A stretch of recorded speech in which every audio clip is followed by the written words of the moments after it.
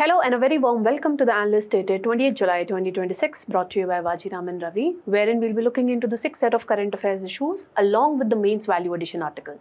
And the handout of this very discussion has been pinned in the comment section below for a future reference. Now, beginning with the analysis section, in the first topic, we'll try and understand that what are the recent steps taken by the government when it comes to restoring the integrity of the examination process. Now, in this respect, we'll also be looking into this important question that just restoring the integrity of the examination process is end of the crisis, or there is something more. Moving on to the second topic, herein we'll try and understand that what is the gender implication of adoption of AI in India, how it is enabling, at the same time it is creating challenges for the women who are part of the informal labor force in India, and what needs to be done in order to make sure that AI create a better future even for the women in India. Then we'll be looking into one mains value addition article dealing in this particular aspect, that why the youth is mad behind government jobs in India. And lastly, we'll be covering the 4 prelim pointers wherein the value addition has been done keeping in mind the prelim stage of the examination, so stay tuned. Beginning with the first topic, which is dealing with examination reforms in India. This particular topic you can relate with GS paper 2, wherein you have the topic issues related to education sector in India. Now, why are we discussing about examination reforms? The reason being, you all are aware about the paper leak when it comes to the NEET UG examination in 2026. In this particular backdrop, a lot of petitions have been filed before the Supreme Court. And currently, the Supreme Court is looking into all these petitions, which demand a complete overhaul the way the NEET examination are conducted in India. Now, in this particular backdrop, the central government has informed the Supreme Court that what all steps it has taken to restore the integrity of the examination process in India. First step that it has taken is it has constituted a committee which would be chaired by the Nandan Nilekani, who has played a crucial role when it comes to Aadhaar ecosystem in India. So that is the reason he is the right choice to chair this particular committee, because he is all aware about the privacy concerns, how to strengthen the data security and all. And why he has been chosen? Because when it comes to the NEET examination, it has been given the proposal that we will be conducting this examination in a computer-based method. Now, Nandan Nilekani playing a crucial role when it comes to Aadhaar ecosystem. He's all aware when it comes to how we can strengthen the data security. So that is why this committee has been constituted. And the second major step that the government is taking is it is going to strengthen the anti-paper leak law that we put in place way back in 2024. So we are going to strengthen the penalty, fine, etc. What are the recent changes? We'll be discussing that in a while. Now, when it comes to this particular context, what is important is to understand that why there's a need to overhaul this entire examination process. First and the foremost problem is the body which is conducting these examinations. We put in place NTA to reform the examination process, but that has come out to a structural flaw. Why? Because it is a single body which is handling a lot of examination, and that is why it has to rely on the private players when it comes to arranging the computers. So it might be relying on the IT vendors, it might be relying on the private engineering colleges wherein the examination would be conducted. And these centers would be having lack of stringent cyber security protocols. That creates a viable ground wherein the cyber hackers can get into the system and they can hack the papers. So that is the problem. And when it comes to NTA, it does not enjoy, autonomy, and it does not have the constitutional status, unlike the UPSC. Another problem is that if you don't restore the examination integrity, you are going to lose the trust of the voters. Why? Because this goes against the idea of meritocracy, and it is also a violation of the fundamental rights, that is Article 14 and Article 16, which talks about equality before law, and which Article 16 talk about the equality of opportunity when it comes to public employment. But whether I'm selected in a particular examination or not depends upon how much money my parents have.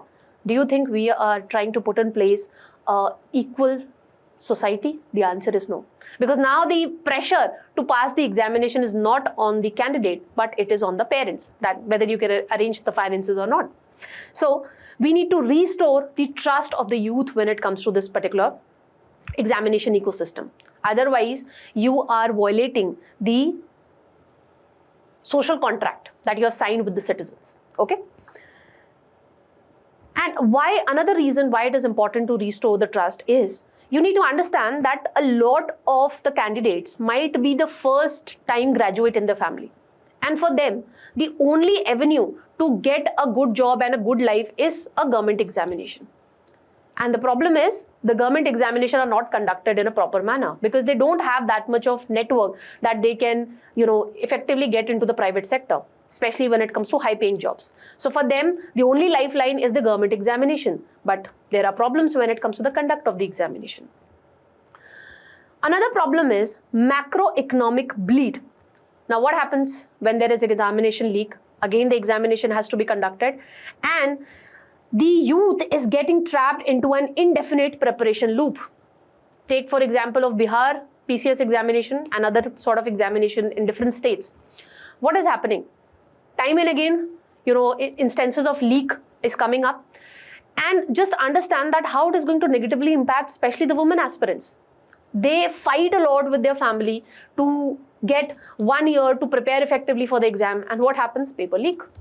You are shattering their aspirations. You are taking away their opportunity, fair opportunity to be a part of the labor force, that too at a good paying job.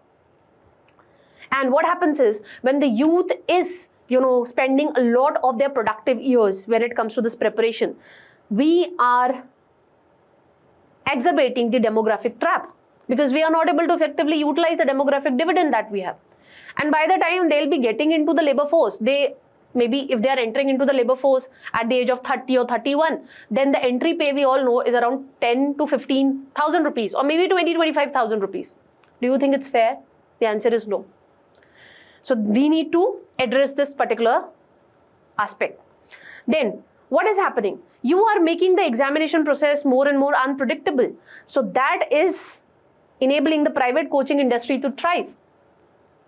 Pardon me, being a part of the coaching center, I am giving a statement against the coaching center, but this is the reality.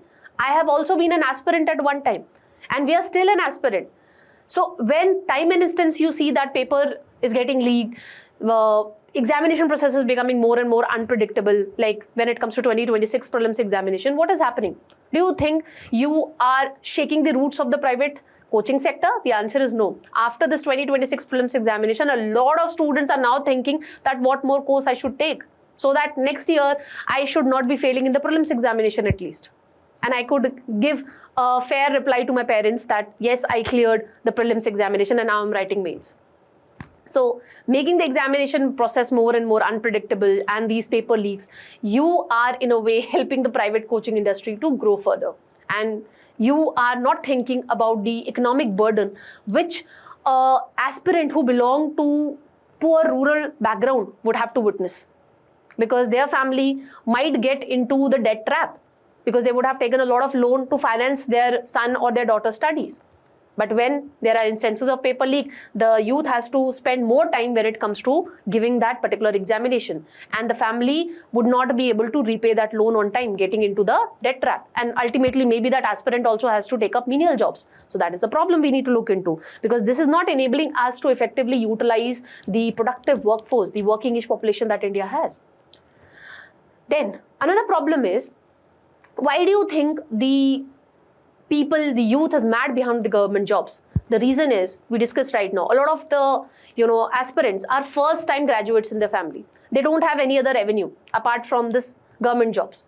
This provides them a fair opportunity to get a good life, to witness that social mobility. And that is the reason in 2024, if you look at the data fact, what it tells us is, for every vacancy, we have around 170 applications. Do you think it's fair? The answer is no. So that is the reason. Another issue that is being pointed out is, you are coming up with very limited seats. In the name of privatization, what the government is doing is that it has reduced the number of government jobs. It needs to look into that. And at one time, you have reduced the number of government posts, and at the same time, various instances of paper leak, you are forcing the youth to spend their productive years in preparing for the examination. In the same time, they could have earned better. What are the negative implications of this continuous paper leak? First is the tragic human loss.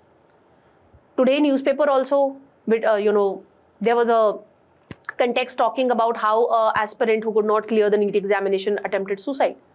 So when you make paper unpredictable, when we witness instances of paper leak, what is happening? This is creating performance anxiety among the students, and that is negatively impacting their mental health.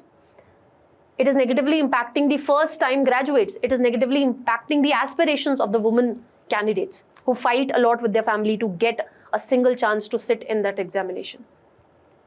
Then you are breaching the public trust. You are violating the social contract theory. Then it goes against the idea of distributive justice, because whether I'll be clearing, I'll be becoming a doctor, I will be getting into the PCS services or not, it all depends upon whether my parents have the money to finance to get that paper or not. That goes against the idea of distributive justice. You are not giving a fair chance to everyone. Then it also have economic implications, because when a paper gets leaked, again you have to conduct the examination. So it is like wastage of public money. It is also going to have implications when it comes to the effectiveness of the institutions. Why?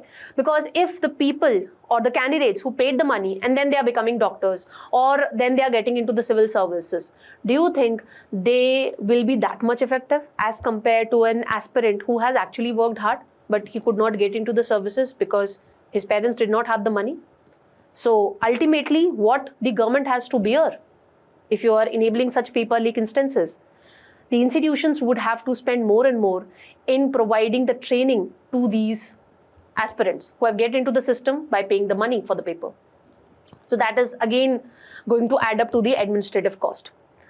Now, currently we have created a committee. Let's look into the recommendation given by the K. Radhakrishnan committee. K. Radhakrishnan was the former ISRO chairman. This committee was also constituted because there was paper leak instance again when it comes to the NEET UG in 2024.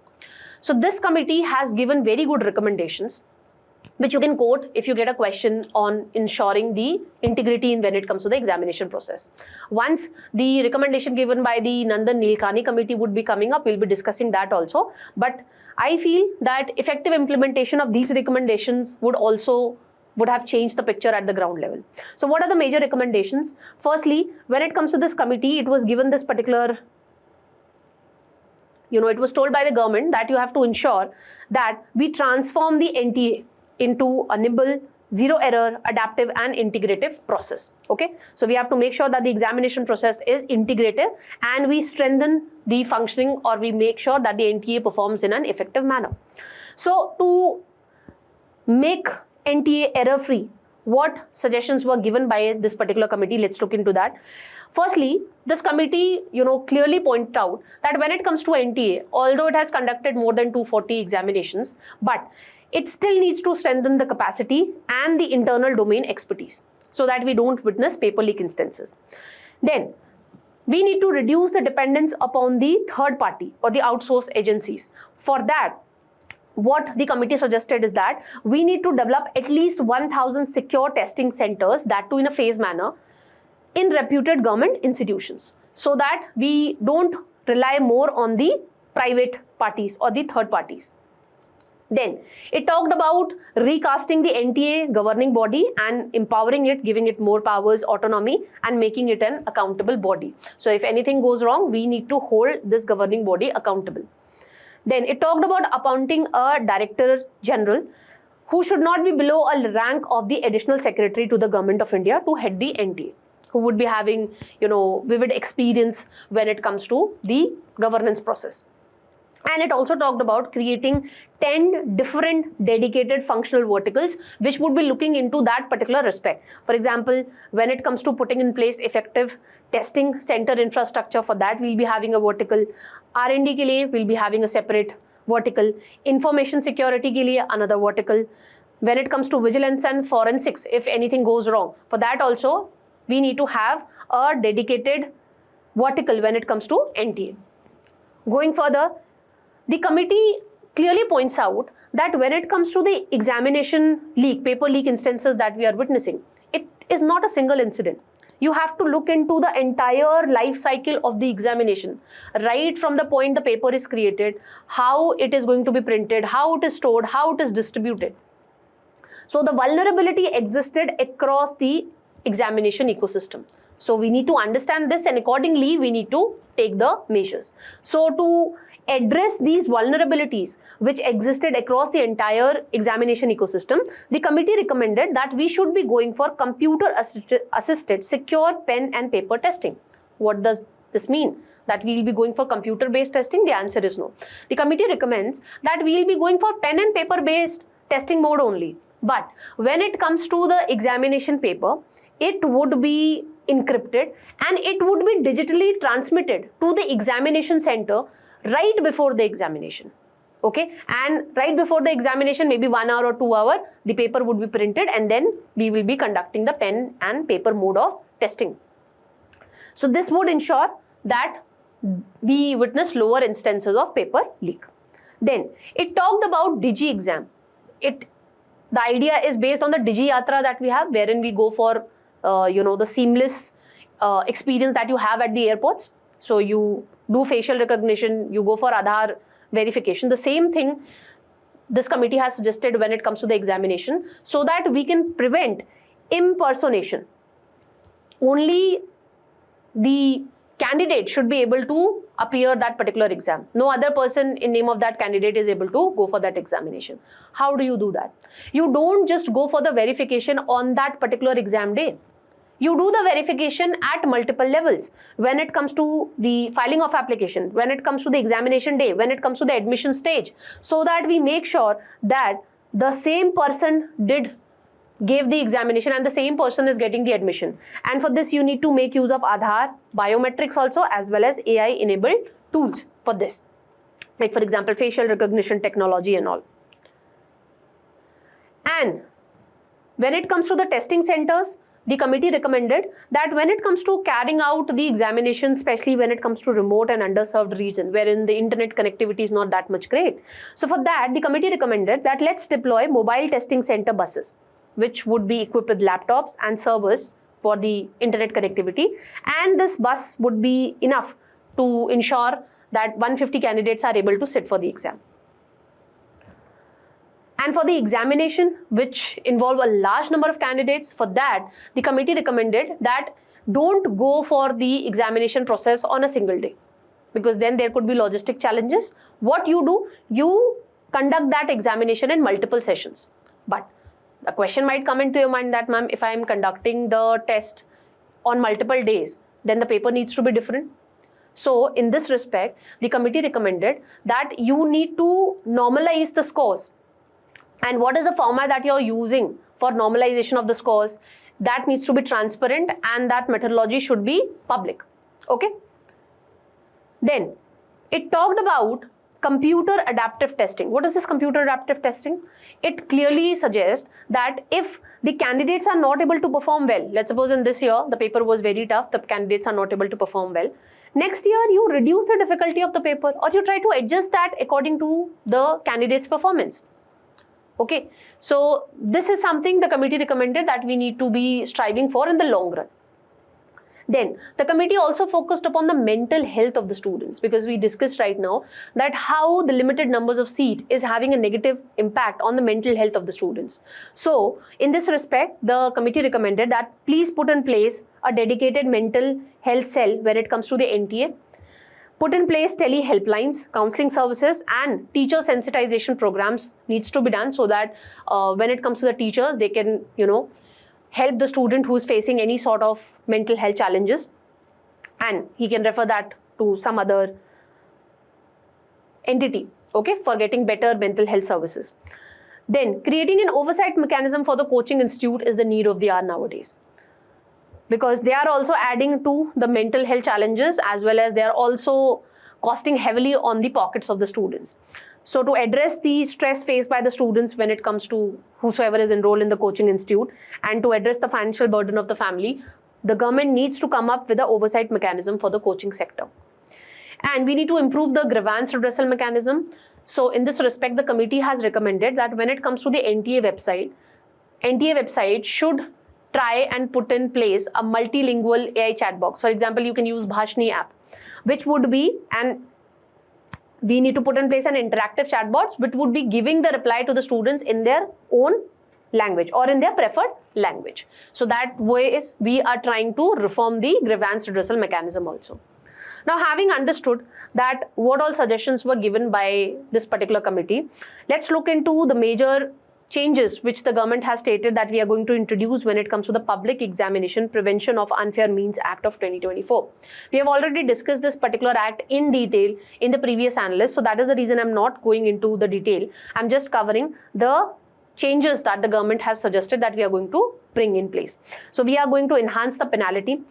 In the 2024 Act, the jail term would be around 3 to 5 years, but now we are planning that we will increase it to 10 years.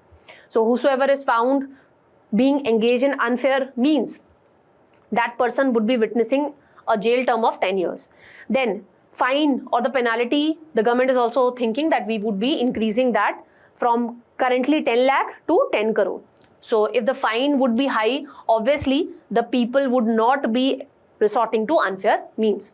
Then we need to put in place the fast track court so that we can ensure that the justice is provided to the affected candidates in time.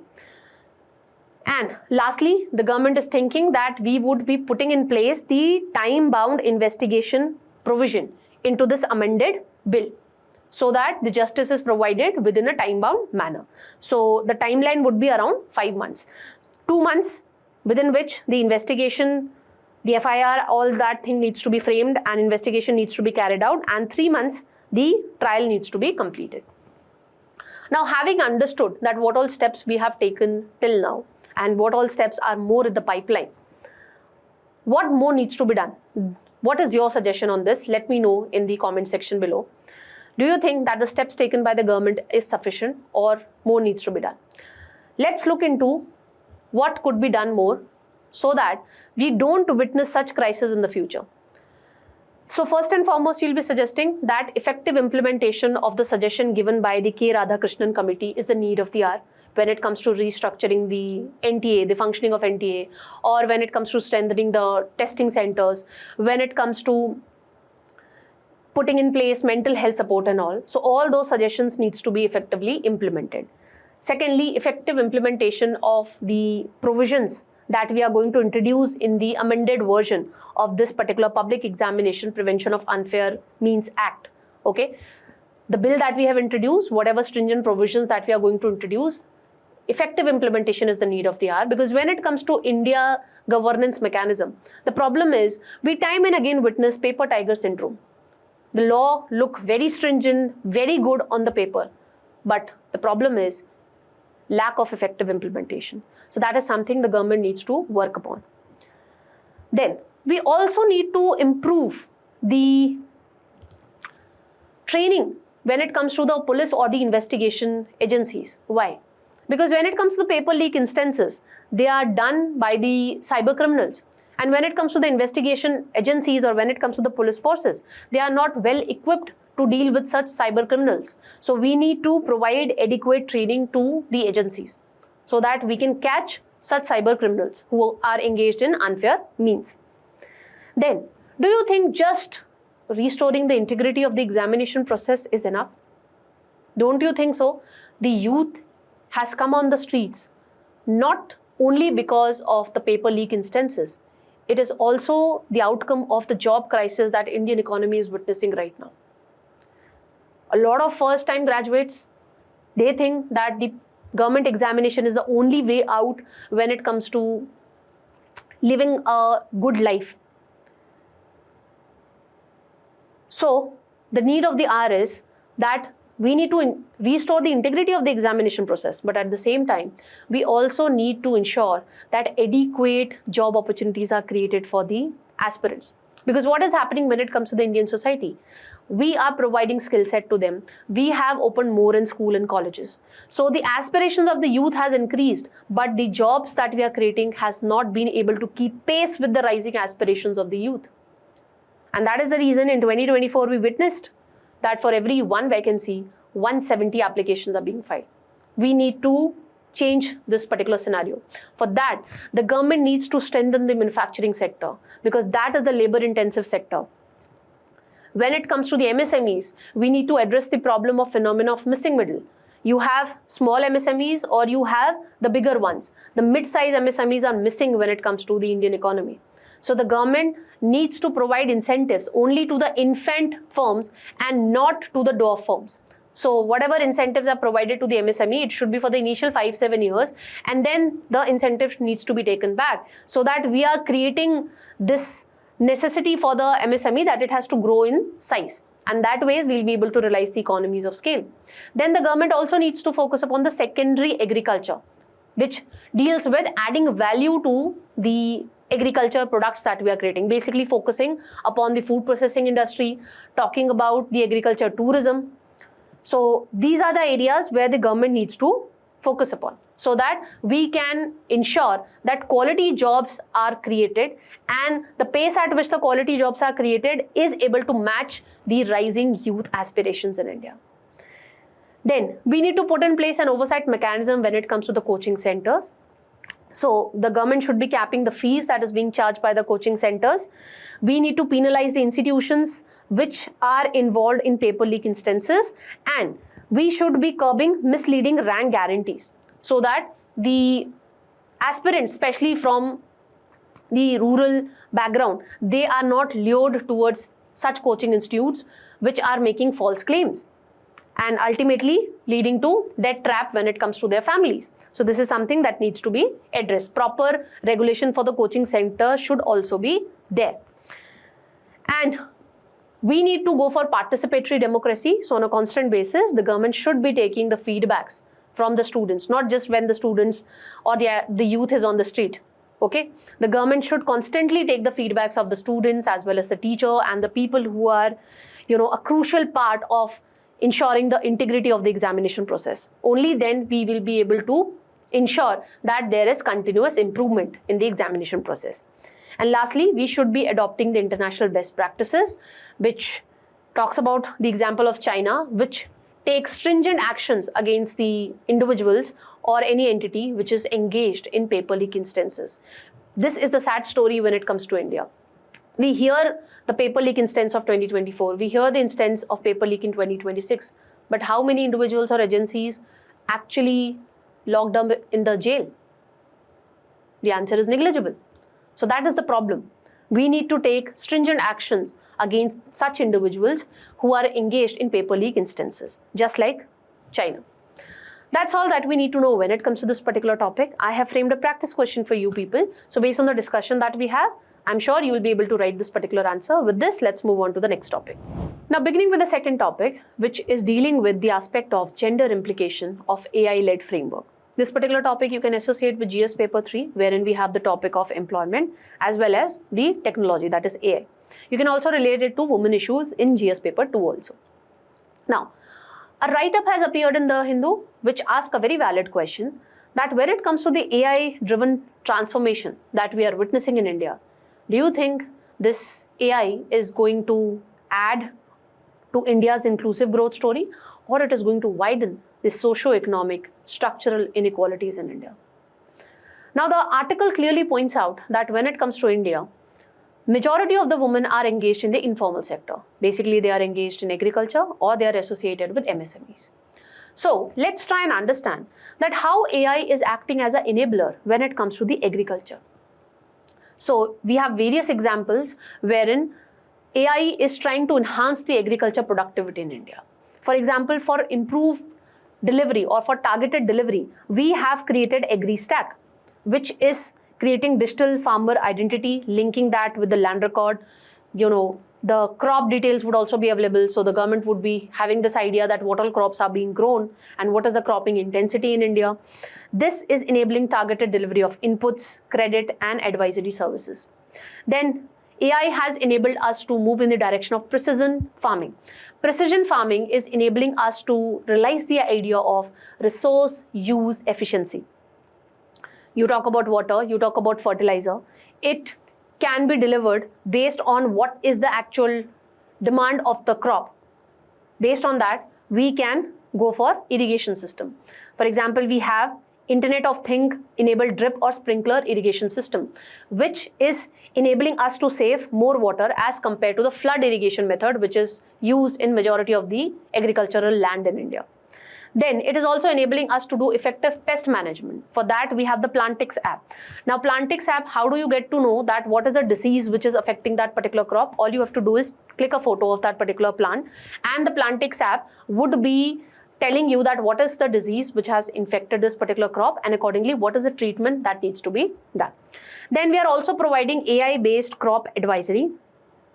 Don't make mention of this Kisan E-Mitra, make mention of Bharat Vistar, because that is the recent initiative which has been taken in this year budget. So Bharat Vistar has been linked with the AgriStat. So based on that, Bharat Vistar is enabling us to provide personalized solutions to the farmers based on the area their agriculture field is located, based on their agroclimatic zone, and based on this, the Bharat Vistar is providing them with personalized solution when it comes to crop management, disease management, etc. Then technology is also enabling us to ensure credit access, especially formal credit access. So in this respect, you can make mention of account aggregator framework, whereas it is up to me whether I want to share my financial details with this account aggregator framework. If I do that, what is the incentive? The incentive is my credit history would be prepared effectively using the machine learning and AI tools. And now the banking sector can effectively look into my credit history. Based on my credit history, the bank can now take an informed decision that whether to provide loan to this particular person or not. So this is enabling the farmers in India to effectively get access to the formal banking credit in India. Then we are also providing weather forecasting services which are quite accurate, and in this respect you can mention about the Mausam Gram or Gramin Krishi Mausam Seva by IMD. Then AI is also enabling us to do smart quality grading. This is crucial when it comes to the food processing industry, because you need to understand that the raw agriculture produce that is in front of you, what is the shelf life? So based on that shelf life, whether this agriculture product is infected by some disease or not, for that we need quality grading. And in this respect, you can talk about Inteller fruit sort.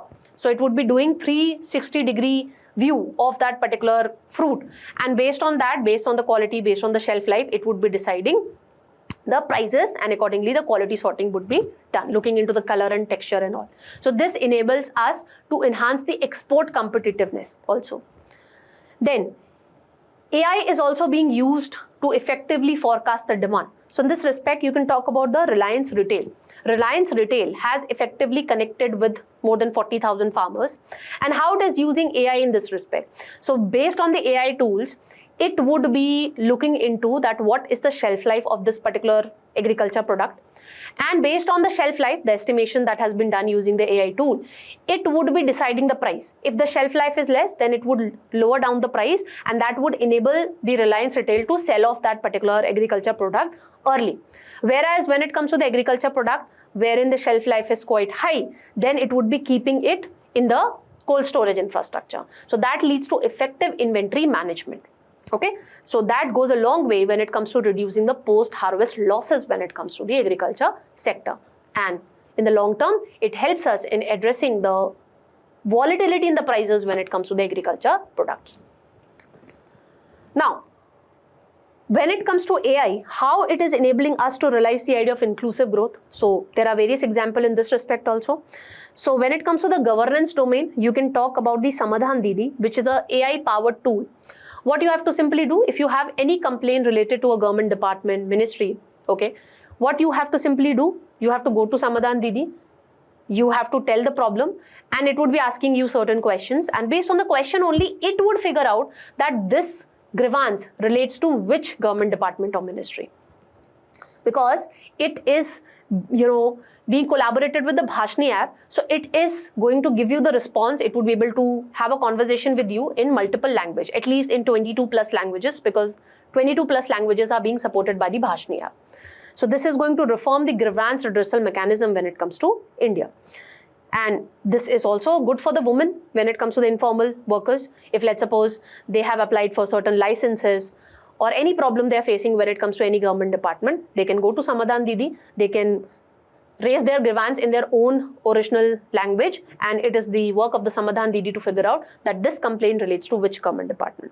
Then we are also using AI tools for enhancing the market access when it comes to the MSME sector. So in this respect, you can talk about the Zoho AI assistant. Right now we studied that women are majorly associated with the MSME sector. So this is going to be a game changer. So this is providing them automate accounting, so improving their accounting standards, customer support, as well as business analytics.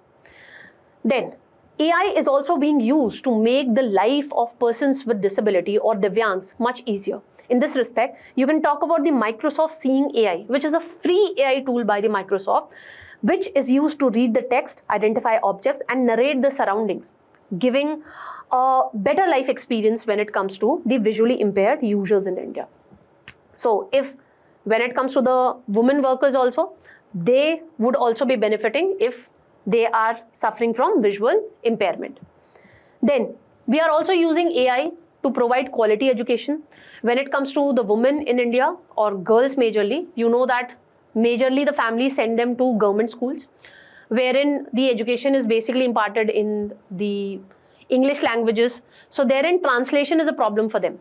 So now we are ensuring that the study material is available in different languages. So we are capitalizing upon the Bhashini app and we are creating learning material in different languages under this Bharatiya Bhasha Pustak scheme.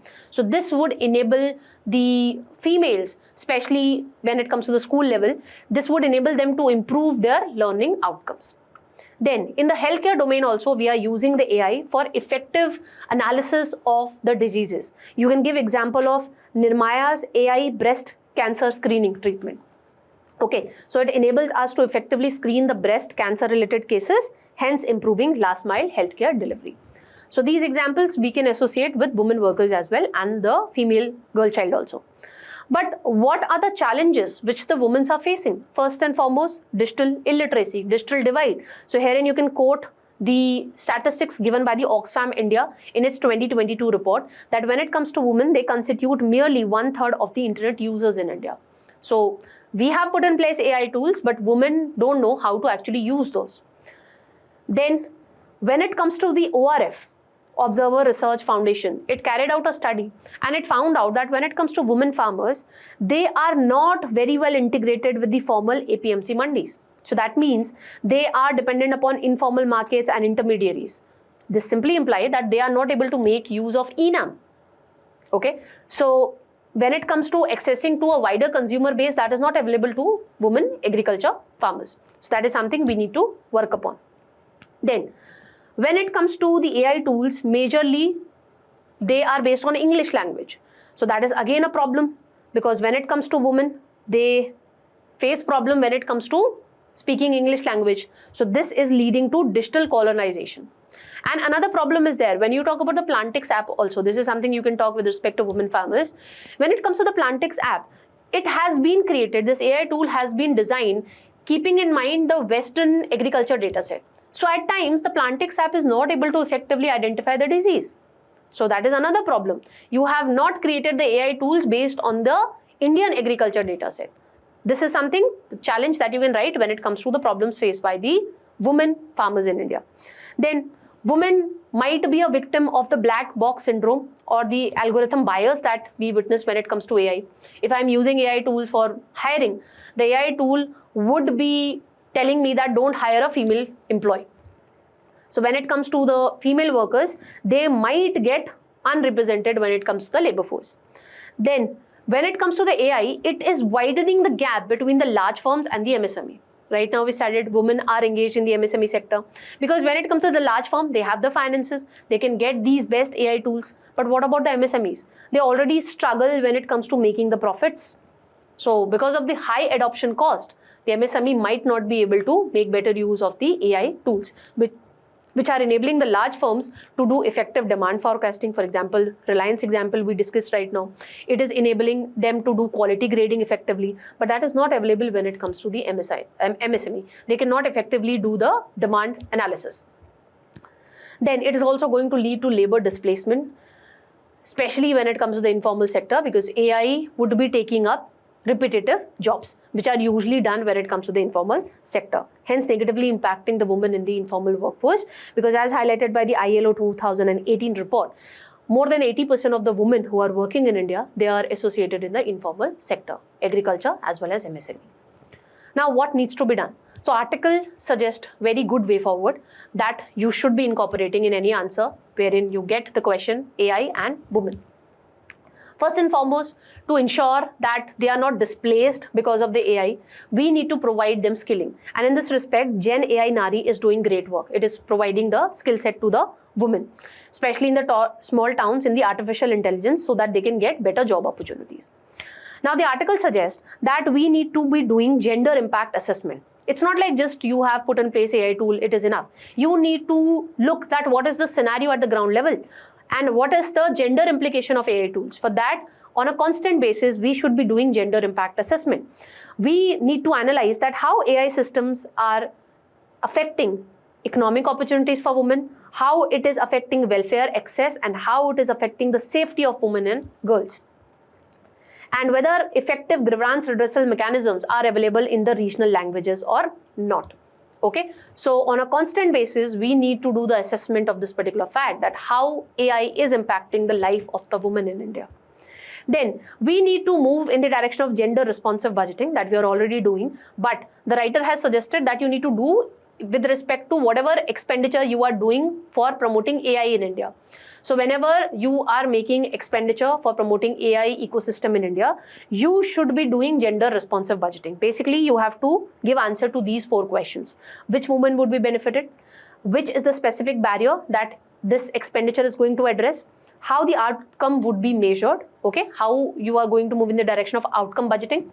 And if, let's suppose, the outcome that we have set, we are not able to attain that, then from where we are going to get the necessary budget for that particular shortfall.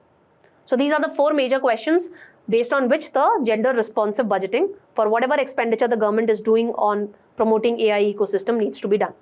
Then we need to make sure that AI literacy is a public infrastructure, because just merely making sure that AI tool is there, that is not going to ensure inclusion in true essence.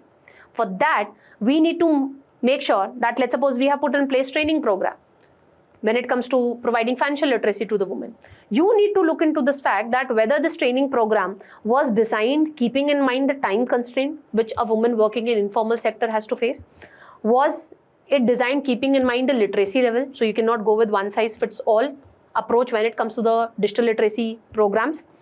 And was it specific to the livelihood in which the women are majorly engaged? Again, you cannot go with the one size fits all approach. And the measure of success should be based on the outcome that we have planned. So did the AI tool help the woman access and entitlement? Did the woman was able to get a better paid work by getting that digital literacy thing or not? So these are the questions that we need to ask when we are designing the AI literacy training program. And lastly, the government needs to ensure digital safety of the woman. We have heard about the instances of Grok AI, wherein it was creating, nude images of women without their formal consent. So such instances create concern for the digital safety of women and their economic participation as well. So we need to ensure digital safety of women, and in this respect, government has taken certain good measures. For example, we have introduced amendment in the IT rules of 2021, wherein we have put in place effective grievance redressal mechanism. If any harmful content is posted, then adequate action needs to be taken if grievance has been filed in that respect. And the Ministry of Electronics and Information Technology has proposed mandatory labeling of AI generated synthetic content. That is going to add further protection when it comes to ensuring digital safety of the woman. But the bottom line is you need to ensure effective implementation of the same. That's all that we need to know when it comes to this particular topic. Based on the discussion that we have, I have framed a practice question for you people. So do practice this question. And with this, let's move on to the mains value addition article. Now, the mains value addition article is dealing with a very crucial question, that why the Indian youth is mad behind the government jobs. I hope some of the answers you would have got in the first article itself, but let's delve into the data facts which has been provided in the Hindu. Now, when it comes to the protest that was being carried out by the youth of the India, we have been able to get, or we have asked the question by the government that how do we strengthen the accountability mechanism, and the government is taking step in that respect. We studied right now that how the government has taken various crucial steps when it comes to ensuring the examination integrity. But the question is, do you think that's enough? What do you think is the root cause which made the youth to come on the street and demand accountability from the government? The reason is, when it comes to the jobs that are being created in India, it is not able to keep pace with the rising aspirations of the Indian youth. Why? Because of the classic demand-supply mismatch. The government has invested heavily when it comes to putting in place schools, higher education institution, and that is what the annual survey of the higher education report also tells us. But at the same time, we are not able to create quality jobs. Just look into this data fact. How many of the youth do you think are able to get a good job? And how do you define good job? A job which is regular, you get regular salary, there is a contract, okay, based on which you are working, and you get social security benefits. You will be surprised to know this, that only 1 in 8 youth which is working right now have a good job. Majority of them are working as unpaid family workers, casual laborers, or self-employed. So this is the grim picture that we see when it comes to India's labor market. So as you can see, the data point clearly points out that India is able to roughly create 15 million meaningful jobs. But we have 300 million young people, leading to classic demand-supply mismatch. Now, why do you think the youth is mad? The reason being, a lot of people are first-time graduates and they see government job as the sole way to lead a better life, because they don't have the network with which they can get a better job in the private sector. And that is the reason we discussed right now that in 2024, for every government vacancy which was announced, you have around 170 applications for that. One more issue that has been highlighted by this particular article is that there is a wage expectation mismatch. Now, when it comes to youth who wants to enter the labor force, the starting salary is roughly 10,000 to 15,000, whereas the youth demand that even if they are working around their home, they are demanding a salary of around 20 to 25,000, but that is not being provided, and this is disincentivizing them to continue or to complete their graduation degree. Because even if they complete the graduation degree, it's not like there is a rapid hike in their salary. So that is the reason we are witnessing a issue in the transition from school to work. Okay, normally we have this narrative that if, let's suppose I am graduate, I might not be taking up menial jobs. I will be choosing when it comes to choosing the jobs. But the data facts suggest something different. The data facts suggest that when it comes to the graduates, they are looking for the jobs, but they are not able to get the jobs. Unemployment rate is quite high when it comes to the graduates. Unemployment means that you are looking for the jobs, but you are not able to get the job. This goes against the classic narrative that we have said that, okay, more and more people are getting educated, because this is a narrative given by the government. And that is the reason the graduates have become choosy when it comes to choosing the jobs. So they are waiting for good job opportunity. That is the reason they are not entering into the labor force. But the data point suggests something completely contrast to it. Then, what are the reasons for this? The reason being rising automation. That is leading to job displacement, labor displacement, especially in the informal sector.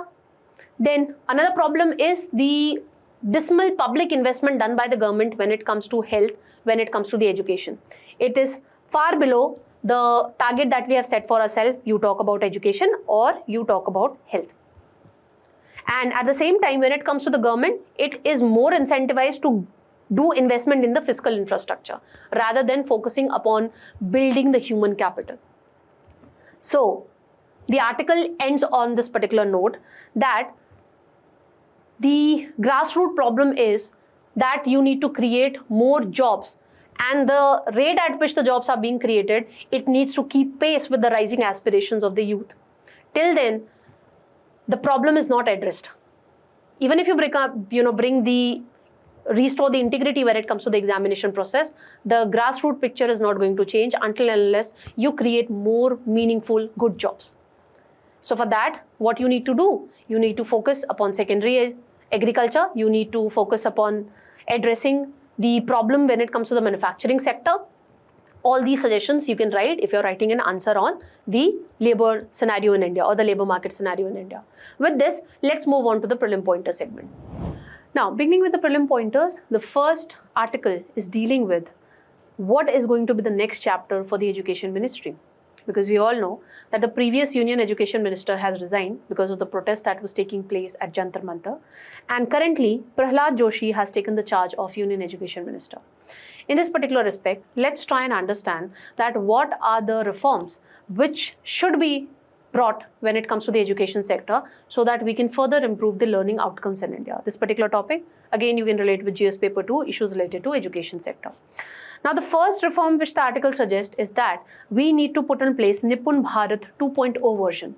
We already have Nipun Bharat mission, which was launched in 2021, and it is being launched under the Samagra Shiksha.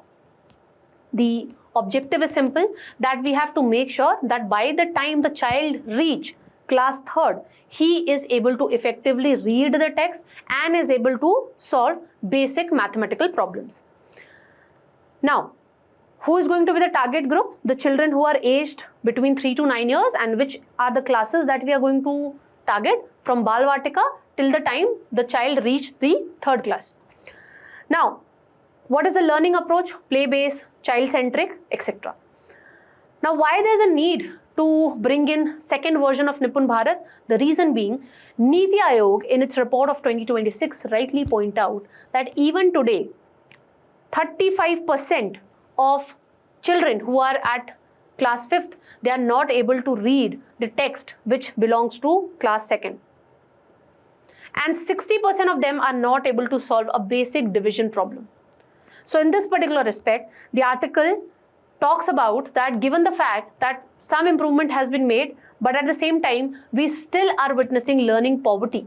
So in this respect, the need of the hour is that we bring the second version of Nipun Bharat. As you can see, fewer than quarter of children nationally could read grade 2nd text and grade 5 levels. The second area of reform is improving the quality of teachers. For this, we have National Professional Standards for Teacher. It is India's first initiative wherein we are going to assess and classify the teachers based on their proficiency and expertise. And based on their proficiency and expertise level, we are going to give them career progression or career promotions. And we also are planning to come up with the National Mentoring Mission, wherein the proficient or expert teachers are going to help as a guiding light to other teachers. And they would be providing the mentorship to other teachers through online sessions. Now, what are the issues when it comes to the quality of teachers? There is low awareness when it comes to the teachers about these particular programs that are being run for them. Impact assessment is yet to be formalized when it comes to these schemes that we have introduced. When it comes to the National Professional Standards for Teachers, it has yet to be rolled out. We have rolled out this National Mentoring Mission, leaving teachers with little incentive to engage with the mentoring sessions. So this is the problem when it comes to quality teachers. So the article suggests that we need to ensure effective implementation of this particular thing. So we need to roll out this National Professional Standards for Teacher, and then only this National Mentoring Mission would be effective. Then another area of reform is the higher education. So in 2025, they have already put in place National Credit Framework, which enables you to have flexibility when it comes to getting the higher education. So it introduces flexibility and multidisciplinary approach when it comes to higher education. So if I am doing one degree from one college, if let's suppose because of some reason I could not continue, I continued that degree for 2 years, and then because of marriage or maybe childbirth, I could not continue. Then after 2-3 years, again if I want to continue, then the previous 2 years that I've already invested, that would be saved when it comes to academic bank credit. So I don't need to do again these 2 years. Whatever year is left, maybe it is 2 years or 1 year, I just need to complete my degree for that 1 year only. Okay, so this is what is flexibility that has been introduced through this academic bank credit. And multidisciplinarity, how it is promoting this? Because I have this flexibility that I can do one degree from maybe related to commerce, I can do another degree from science related educational institution. But the problem is you have tried to introduce this multidisciplinary approach when it comes to the higher education. but the state educational institutions are not yet ready to deal with this. So that's the problem. And then another area that we have is, we have plan that we would be putting in place a single higher education regulator in place of all these regulators, that is University Grant Commission, that is All India Council for Technical Education, and National Council for Teacher Education. We will be replacing all these three higher education regulators, and we will be putting in place only one regulator, that would be Viksit Bharat Shiksha Adhishtan. So for this, a bill has already been introduced.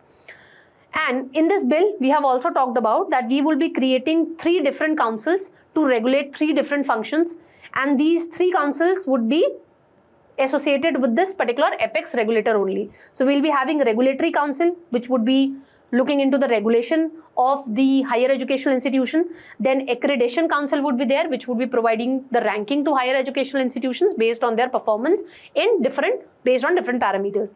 And standard councils, which would be putting in place the standards when it comes to the teachers, when it comes to the education curriculum and all. So in that respect, the standards would be set by the Standards Council. Now, what is the problem when it comes to the higher education? As I told you, states are yet not able to deal with this idea of multidisciplinarity when it comes to higher education. Another problem is paper tiger syndrome. The plan looks very good on the piece of paper, but the problem is when it comes to national credit framework, the states are not being provided with the necessary funding. Another problem is with respect to this Viksit Bharat Shiksha Adhishtan bill. Herein also, we have not given the funding function to this particular entity, that is Viksit Bharat Shiksha Adhishtan. We are planning to put in place an apex regulator, and this apex regulator is going to replace UGC. But UGC do have the funding aspect. It does has the grant giving function, but the government has planned that we will not be giving this grant giving function to this apex regulator in the higher education. And what is the reasoning that has been given by the union government in this respect? So the union government says that we have separated this grant giving powers from this regulator that we are planning to put in place, so that we can avoid instances of conflict of interest. And we will be making sure that the funding is based on transparent and performance based parameter. Because if we give grant giving function to this apex regulator, what would happen? This apex regulator is the one which is setting the standards also. It is the one which is doing the regulation also. So we cannot give the grant giving function to this particular entity. Otherwise, more grants could be given to those particular higher educational institution which have nexus with this apex regulator. So that is why the central government has decided that we will not be giving the grant giving function to this apex regulator that we have planned. So these are the major area of reforms that we need to look into. With this, let's move on to the next topic. Now, the next article is dealing with the new policy that the government has put in place to boost the domestic production of urea in India and to enhance self-reliance when it comes to urea production. This particular topic you can associate with the economy section. Now, recently, the Cabinet Committee on Economic Affairs has approved the National Investment Policy for Urea 2026. Now, why this policy has been brought in? Let's try and understand. First reason is the higher fertilizer subsidy bill. When it comes to 2025-26 or 24-25, you can look into the data fact. Majority of the fertilizer subsidies being provided for urea in both the financial years, and that is the reason the government is not able to allocate effective money for promotion of organic fertilizers. So to ensure that fertilizer subsidy that is given for urea, that is also to a limited extent, we have come up with this particular investment policy for urea. The major reason why we have come up with this particular policy is the demand-supply gap that we have in India when it comes to urea. The demand is quite high. It is around 40 million tons, but the domestic production is merely around 30 million tons. So there's a gap of around 10 million tons, which in a way creates import dependency when it comes to urea. And recently, in the ongoing Kharif season, we witnessed fertilizer shortage. Why? Because of the West Asian crisis. Majority of the fertilizers are sourced from West Asian country, and the greater demand because of, it is being predicted that this year there would be El Nino. So there is huge demand, but the supply is quite limited. So when it comes to this new investment policy, we are planning to make sure that this 10 million tons which is currently being imported, that should be produced within the India itself. And that is how we will be attaining self-sufficiency when it comes to urea production. And the previous framework that we have put in place, for example, in 2012, we had put in place a framework under which 6 new urea units were set up. It has expired in 2019. So since the previous framework has expired, that has also necessitated that we come up with a new investment policy. And recently, because of the geopolitical disruption, for example, closure of Strait of Hormuz has increased the fertilizer cost in India. And this has implications for food security as well as the inflation in India. So to ensure that there is macroeconomic stability and we are able to ensure food security, the government has come up with this particular policy. Now, what are the key features of this particular policy? So it has targeted that we will be putting in place new plants. Okay, we are not going to focus upon brownfield projects. We will be coming up with new gas-based urea manufacturing plants. And each plant would be making a production of almost 12.7 lakh metric tons. And that is how we will be able to meet the deficit which is currently there when it comes to urea production in India. And when it comes to this particular policy, the government is now going to separate the fixed cost as well as variable cost, so that it can effectively decide that what should be the subsidy based on the fixed cost and what should be the subsidy given based on the variable cost. Fixed cost is the one-time cost that has to be incurred when the gas-based urea manufacturing plant would be put in. Variable cost depend upon the operation. How much quantity you are producing, based on that the variable cost would differ. And accordingly the subsidy would also differ. Then, to provide assured return to the investors who are going to invest when it comes to the urea-based manufacturing plant, so for them a viable return on equity band would be created, has been created. So the minimum band is 12% and the maximum would be 16% to assure reasonable return to the investors who are ready to invest in this particular area. And the forex risk has been mitigated because the government has stated that you put in the plant now, after 4 years, at the prevailing exchange rate, we'll look into that fixed cost. We'll convert based on the prevailing exchange rate into the Indian rupee. And we will take this fixed cost into consideration when it comes to deciding the subsidy. So this would add predictability when it comes to the subsidy that has to be provided by the government when it comes to this particular policy.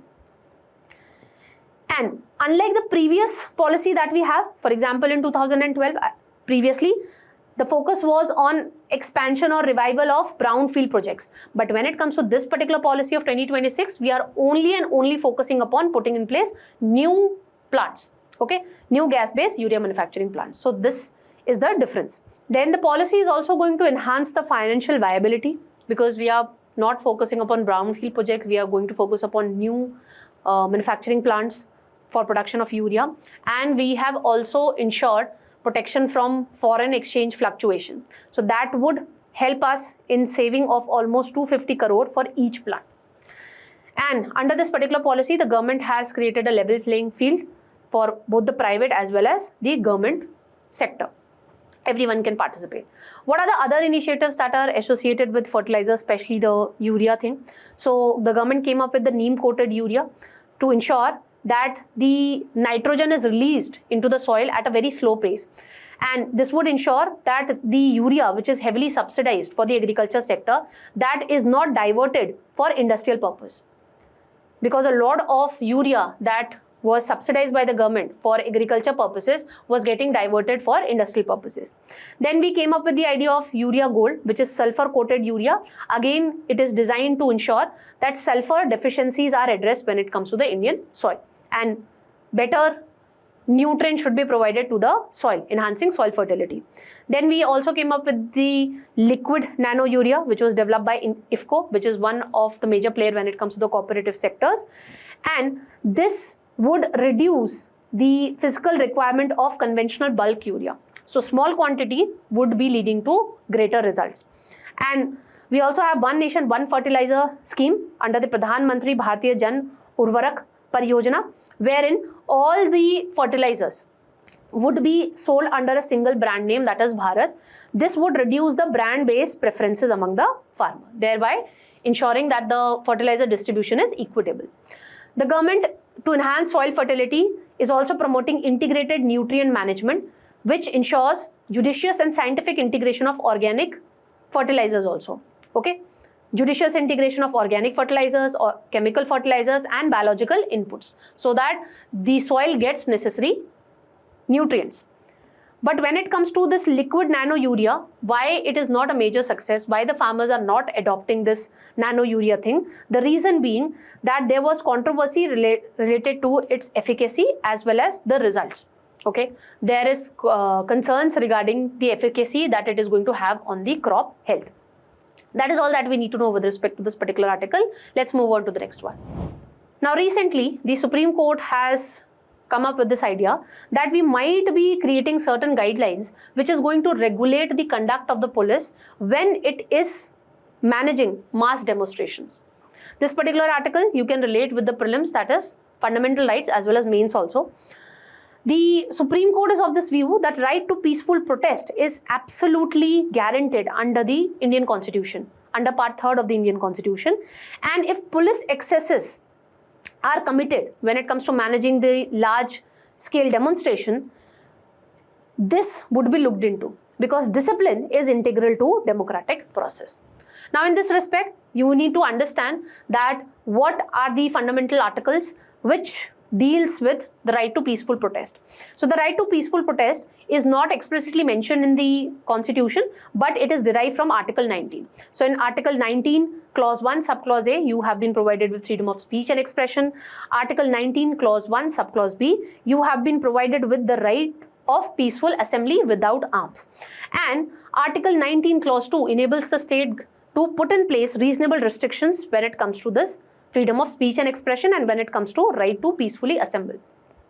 So these are the grounds based on which the state can limit your freedom of speech and expression or your right to protest also.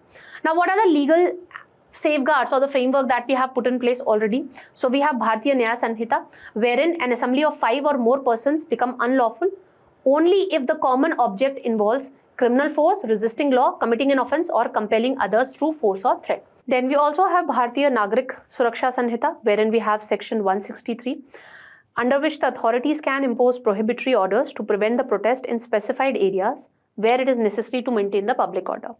Then under this particular Sanhita, executive magistrate or the authorized police officer has the power that they can issue orders for dispelling unlawful assembly or the one which intends to disturb the public peace, but only when the assembly refuses to disperse. The force would be used only when the assembly forces to disperse.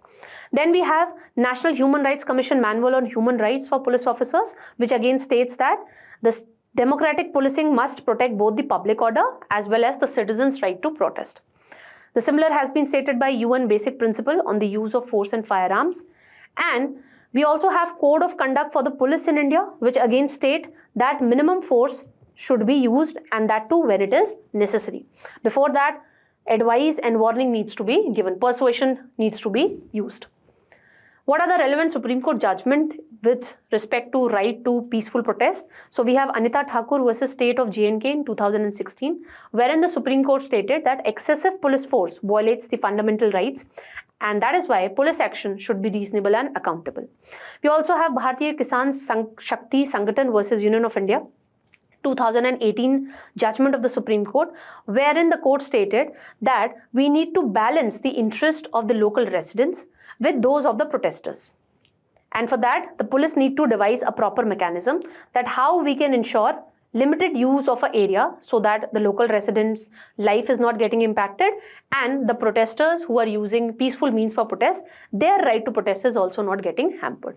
Then in Shaheen Bagh protest case of 2019, Supreme Court has rightly pointed out that the citizens do have the right to peaceful protest. But at the same time, it also talked about that the public spaces cannot be occupied by the protesters on an indefinite basis, because that is going to hamper the normal life of the local residents. So that is not allowed. And in Amit Shani versus Commissioner of Police 2020 verdict of the Supreme Court stated that right to dissent is something which is provided by the Constitution, but again reiterating what it has stated in the Shaheen Bagh protest case, that public spaces cannot be occupied on an indefinite basis. So that is all that we need to know with respect to this particular article. Let's move on to the last topic of today's analyst. The last article is dealing with the Red Sea. Recently, the ships have been attacked by the Houthi rebels, and that has led to decline in the shipping which is passing through the Red Sea region. This particular topic you can associate with the places in news section. Now, when it comes to the Red Sea, for prelims, what we need to know is the bordering countries. So as you can see, here we have Saudi Arabia, here you have Yemen, here you have Djibouti, here you have Eritrea, here you have Sudan and Egypt. So there are 6 bordering countries when it comes to the Red Sea. And as you can see, this Red Sea extends from Suez Canal here. Suez Canal connects this Red Sea to Mediterranean Sea, and it extends till Bab al-Mandeb Strait, which connects the Red Sea to Gulf of Aden. And when it comes to the other geographical features, what are these? So you can see here Sinai Peninsula, this green one, and we also have the Gulf of Aqaba, this blue thing. So Red Sea is also connected to Gulf of Aqaba. And here we have the Strait of Hormuz. We all know that what is the crisis going on and how Iran is trying to control the ships which are passing through the Strait of Hormuz. And when it comes to the Strait of Hormuz, it connects the Persian Gulf with Gulf of Oman.